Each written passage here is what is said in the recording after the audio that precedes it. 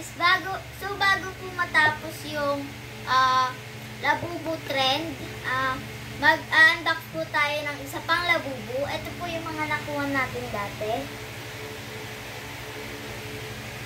So, sana, kung ano man to, sana bagay sa daan ko. May kakulay na sapatos. So, buksan na po natin. So, by the way, fake nga po pala to. So, buksan na po natin to.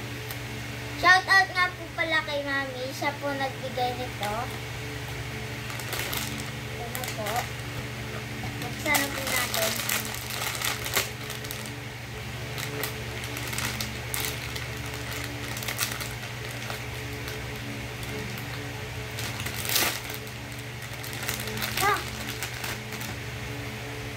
Ito po nakuha natin. Gray po siya. Ano pangalan po? Si Sesame Bean po.